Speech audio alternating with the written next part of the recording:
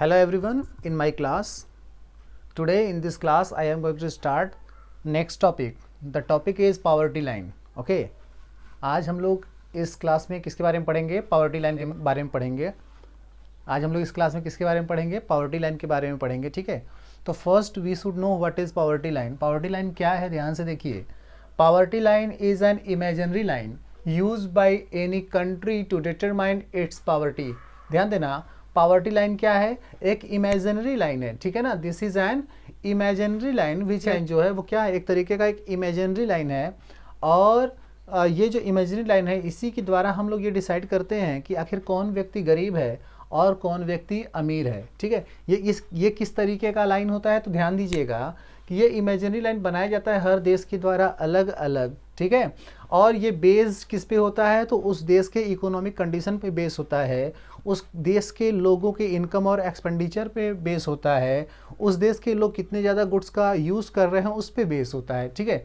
जैसे मान लीजिए कि अगर अमेरिका का जो एग्जांपल आपके बुक में दिया हुआ है उसमें क्या दिया है कि सपोज अमेरिका में अगर एक व्यक्ति के पास कार है, अगर यूएसए में एक व्यक्ति के पास कार है तो वो व्यक्ति क्या है? अमीर है. लेकिन अगर एक व्यक्ति के पास कार नहीं है तो वो व्यक्ति क्या है? गरीब है. लेकिन अगर इंडिया के सेंस में बात करें तो इंडिया के सेंस में क्या है कि इंडिया के सेंस में ये कार जिसके पास है वो क्या माना जाता है? वो काफ़ी ज़्यादा धनी माना जाता है. तो कहने का मतलब ये है कि ये जो इमेजिनरी लाइन ड्रॉन किया गया है, this imaginary line is not similar in all countries in the world. ठीक है. पूरे विश्व में ये इमेजिनरी लाइन एक समान नहीं है. और इसी इमेजिनरी लाइन के द्वारा हम ये डिसाइड करते हैं कि हमारे देश में कितनी प्रतिशत गरीबी है और कितने प्रतिशत लोग गरीब नहीं हैं. ठीक है. आ रहा समझ में? आइए देखिए. When a person considered poor, कब हम किसी व्यक्ति को ये नहीं मान सकते कि वो व्यक्ति गरीब है. ठीक है. तो उसके लिए देखिए क्या है. A person considered poor if his or her income and consumption level fall below a given minimum level necessary to fulfil basic needs. ठीक है. देखो, कहने का मतलब ये है कि जो लोगों की ज़रूरत की आवश्यकताएं हैं, ठीक, जो लोगों के ज़रूरत की आवश्यकताएं हैं और किस लेवल की? मिनिमम लेवल की. ठीक है. जो लोगों के मिनिमम लेवल के ज़रूरतों की आवश्यकताएं हैं, ज़रूरत की आवश्यकताएं हैं, अगर कोई भी व्यक्ति अगर उसको कंप्लीट नहीं कर पा रहा है तो उस व्यक्ति को हम क्या मानेंगे? गरीब मानेंगे. ठीक है. लेकिन जो मिनिमम लेवल के ज़रूरत की आवश्यकताएं हैं अगर वो आसानी से पूरी हो रही हैं तो उस व्यक्ति को हम गरीब नहीं कह सकते. ठीक है. उसको हम गरीब नहीं कहेंगे. क्लियर हुआ? एक बार फिर से देख लीजिए. A person considered poor if his or her income and consumptions. कहने का मतलब उसका जो इनकम सोर्स है और उसको जो कंजम्पशंस लेवल है, consumptions level is related with the necessity basic things. ठीक है. ये जो बेसिक थिंग्स है इससे रिलेटेड है. तो कहने का मतलब जो कंजम्पशंस लेवल है वो काफ़ी ज़्यादा लो है और इनकम भी क्या है? काफ़ी ज़्यादा लो है. तो उस आधार पे हम ये कहेंगे कि ये व्यक्ति गरीब है. ठीक है. क्यों? क्योंकि वो व्यक्ति अपने बेसिक आवश्यकताओं को पूरा नहीं कर पा रहा है. ठीक है. आ रहा है समझ में? देखो, पावर्टी लाइन में be very with time and place. ठीक है. पावर्टी लाइन हर स्थान पे हर समय समान नहीं होता है. ठीक. पावर्टी लाइन समय और स्थान के अनुसार परिवर्तित होता रहता है. जैसे अगर हम इंडिया की बात करें तो इंडिया में क्या था? जब हम इंडिपेंडेंट हुए थे तो उस समय की पावर्टी लाइन कुछ और थी और आज की जो पावर्टी लाइन है वो कुछ और है. ठीक है ना. आ रहा समझ में? और दूसरा प्लेस की बात कर रहा है तो प्लेस के बारे में, प्लेस के अगर बारे में हम एग्जांपल लें तो डेफिनेटली जो एग्जांपल आपके बुक में दिया है वो बेस्ट है. जैसे अगर हम देखें तो यूएसए में क्या है? अभी हम लोगों ने बात किया कि यूएसए में जिस व्यक्ति के पास कार है वह व्यक्ति क्या है? अमीर है. लेकिन जिस व्यक्ति के पास कार नहीं है वह व्यक्ति क्या है? गरीब है. आ रहा समझ में? कहने का मतलब कि अगर अमेरिका में किसी व्यक्ति के पास कार है तो वो गरीब नहीं है, पुअर नहीं है. लेकिन इंडिया में अगर किसी व्यक्ति के पास कार है तो वो क्या माना जाता है? पुअर लेवल के ऊपर माना जाता है. कहने का मतलब वो व्यक्ति गरीब नहीं है. तो कहने का मतलब यही है कि समय के अनुसार और स्थान के अनुसार जो पावर्टी लाइन है वो अलग अलग है. ठीक है. Determining the poverty line in India. आखिर भारत में जो पावर्टी लाइन डिटरमाइन किया गया उसका मेन जो बेस था वो क्या था, उसके बारे में हम लोग जानेंगे। तो poverty line in India determine on the basis of minimum level of food requirement. ठीक है, देखो पावर्टी लाइन जो भारत में डिटरमाइन किया गया वो किस बेस पे डिटरमाइन किया गया, तो वो minimum level of food requirement, cloth requirement, footwear, fuel and light, educational and medical requirement. ठीक है, तो इस आधार पे हम क्या करेंगे कि ये जो भी चीज़ें हम लोग देख रहे हैं, जैसे minimum level of food requirement हो गया, क्लॉथ हो गया, फुटवेयर हो गया, फ्यूल हो गया, लाइट हो गया, एजुकेशन हो गया, मेडिकल रिक्वायरमेंट हो गया, तो इन सारे चीज़ों को RSS में हम क्या करेंगे, मल्टीप्लाइड करेंगे बाय देयर प्राइस, है ना। इनको उनके मूल्य के आधार पे हम मल्टीप्लाई करेंगे और मल्टीप्लाई करके हम ये प्राप्त करेंगे कि इन सारी चीज़ों की आवश्यकताओं की पूर्ति करने के लिए, इन सारी चीज़ों की आवश्यकताओं को पूरा करने के लिए हमें कितने रुपए की ज़रूरत है। ठीक है, जैसे मान लीजिए मिनिमम फूड रिक्वायरमेंट, क्लॉथ हो गया, फुटवेयर हो गया, फ्यूल हो गया, लाइट हो गया, एजुकेशन एंड मेडिकल फैसिलिटीज़ हो गया। तो इन सारी चीज़ों की रिक्वायरमेंट को कंप्लीट करने के लिए एक व्यक्ति को मिनिमम कितने रुपए की ज़रूरत है, ठीक है, या उस व्यक्ति का मिनिमम कितना इनकम होना चाहिए, वो हम डिसाइड करते हैं इन चीज़ों को कैलकुलेट करने के बाद। ठीक है, जैसे अगर हम लोग बात करें कि अगर मान लीजिए कि इन सारी चीज़ों को कंप्लीट करने के लिए एक दिन में एक व्यक्ति को मान लीजिए कि 100 रुपए की ज़रूरत है। ठीक है, RS में, लेकिन अगर व्यक्ति का इनकम 80 रुपए है तो वो व्यक्ति क्या हो गया, ये व्यक्ति हो गया गरीब। क्यों? क्योंकि ये व्यक्ति इन सारी आवश्यकताओं में से कोई एक आवश्यकता जिसको पूरा नहीं कर पा रहा है। ठीक है, यानी कि इन सारी आवश्यकताओं को पूरा करने के लिए उसे इसी पैसे में मैनेज करना पड़ रहा है और मैनेज करने की वजह से वो अपनी सारी आवश्यकताओं को पूरा नहीं कर पा रहा है।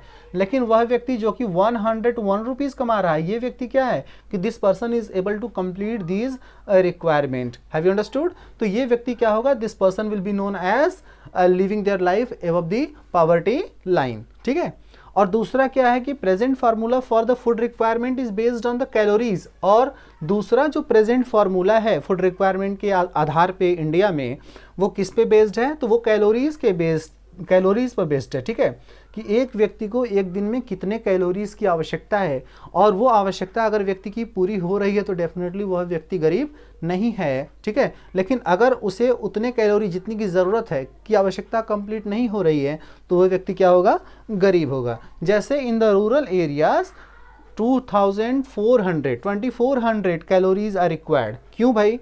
अब देखो in urban areas this is required only 2100। ऐसा क्यों?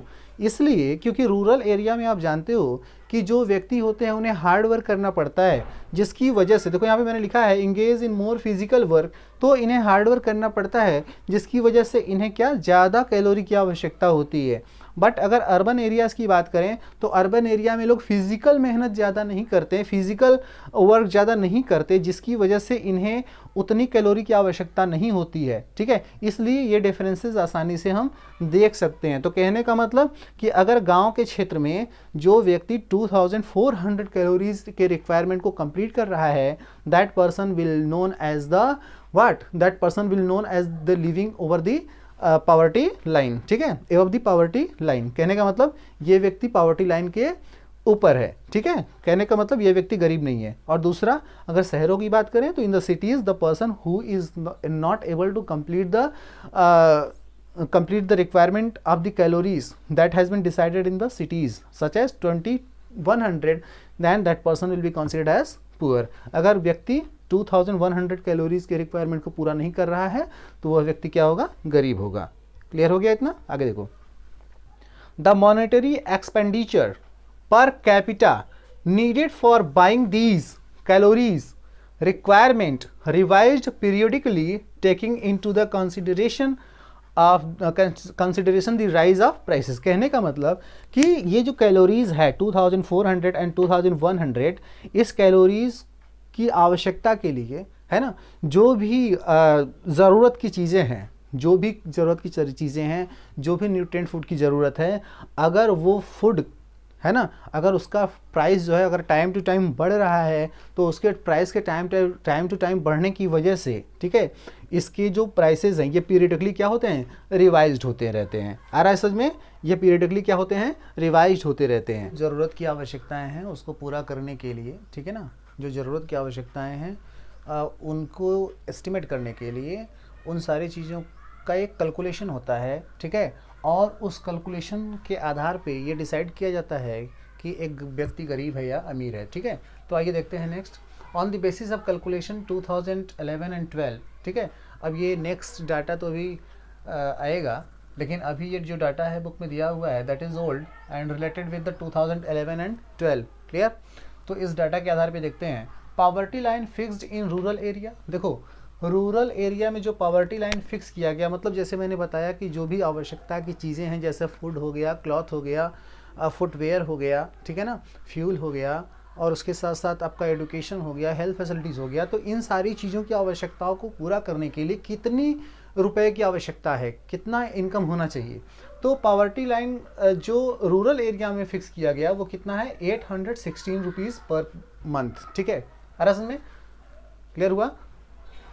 तो आवश्यकताओं को पूरा करने के लिए पर डे कितने रुपए की आवश्यकता है रूरल एरिया में, 816 रुपए की, ठीक है ना। क्लियर हो गया इतना।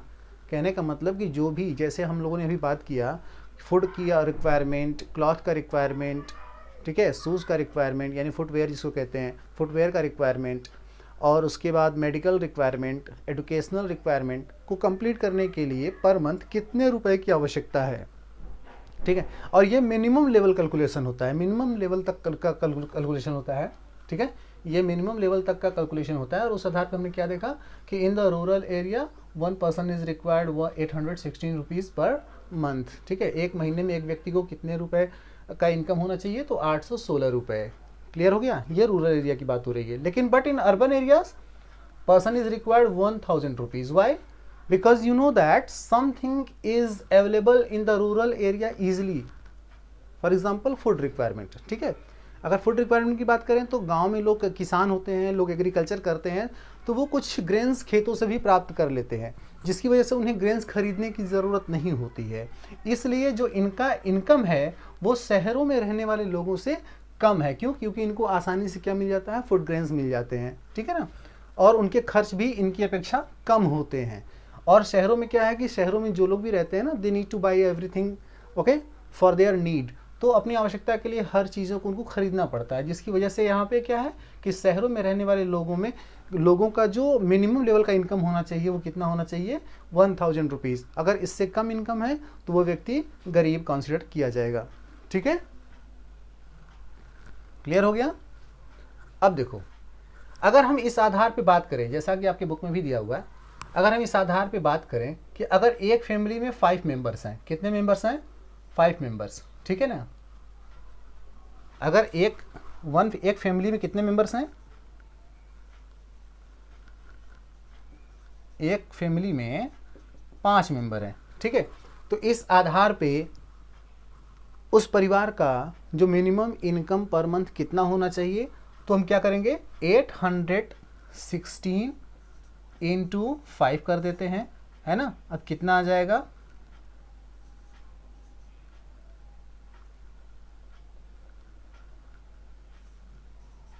लगभग 4080 रुपये, ठीक है। आ रहा समझ। तो अगर 5 मेंबर्स की फैमिली है, 5 मेंबर्स की फैमिली है तो कितना होना चाहिए रूरल एरिया में, लगभग 4080 रुपये, ठीक है। 4080 रुपीज़ आर रिक्वायर्ड, ठीक है ना। आ रहा समझ में। लेकिन अगर यही हम बात करें अर्बन एरिया का 5 मेंबर्स के आधार पे, 5 मेंबर्स के आधार पे बात करें तो ये कितना होगा, 5000 rupees. Is it clear.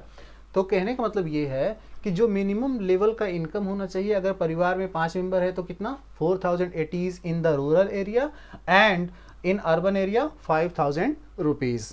Clear. अब आगे देखो, this poverty line is estimated periodically every 5 year. देखो हर 5 साल बाद ये जो पॉवर्टी एस्टिमेट है वो रिवाइज होता रहता है, ठीक। क्यों? क्योंकि जस्ट अभी हमने पिछले टॉपिक में देखा कि टाइम टू टाइम जो प्राइसेस होते हैं फूड रिक्वायरमेंट्स के वो बढ़ते या घटते रहते हैं, या किसी भी गुड्स के प्राइस बढ़ते या घटते रहते हैं, जिसके आधार पे क्या होता है कि जो पॉवर्टी लाइन है ना, उसको क्या करते हैं, रिवाइज किया जाता है, पीरियडिकली रिवाइज किया जाता है, पीरियडिकली एस्टिमेट किया जाता है हर 5 साल बाद, अगर प्राइस बढ़ा तो। ठीक है ना, क्लियर हुआ। अब देखो ये जो पीरियडिकली रिवाइज्ड होता है, इसकी रिस्पॉन्सिबिलिटी किसके पास है, तो इसकी रिस्पॉन्सिबिलिटी है नेशनल सैंपल सर्वे ऑर्गेनाइजेशन के पास, जिसको हम शॉर्ट में क्या कहते हैं, NSSO। आ रहा है समझ में। This organisation has responsibility to make survey to determine the poverty line. Clear. अब देखो क्या है, हमने तो ये देख लिया कि हमारे भारत में ये पॉवर्टी लाइन डिसाइड करने के लिए एक सर्वे डिपार्टमेंट या सर्वे ऑर्गेनाइजेशन सेटअप किया गया है, लेकिन अलग अलग देशों में इसी तरीके से अलग अलग ऑर्गेनाइजेशन सेटअप होंगे। तो वर्ल्ड बैंक ने क्या किया, ये वर्ल्ड बैंक की हम बात कर रहे हैं, तो वर्ल्ड बैंक ने क्या किया कि इन सारे लोगों को यूनाइट करके पूरे वर्ल्ड में, है ना, एक पॉवर्टी लाइन डिसाइड किया। ठीक, अलग अलग देशों में तो अलग अलग पॉवर्टी लाइन है, लेकिन वर्ल्ड बैंक ने क्या किया कि वर्ल्ड बैंक ने एक यूनिफॉर्म स्टैंडर्ड लाया। ठीक है, ताकि पूरे विश्व का एक मानक हो सके, एक क्राइटेरिया हो सके पॉवर्टी का। तो उन्होंने क्या किया कि उन्होंने डिसाइड किया $1 पर पर्सन पर डे, है ना। अगर एक व्यक्ति $1 पर डे इनकम कर रहा है तो that person will not come under the poverty. Clear. I think you have understood the topic poverty line. Okay, thank you everyone.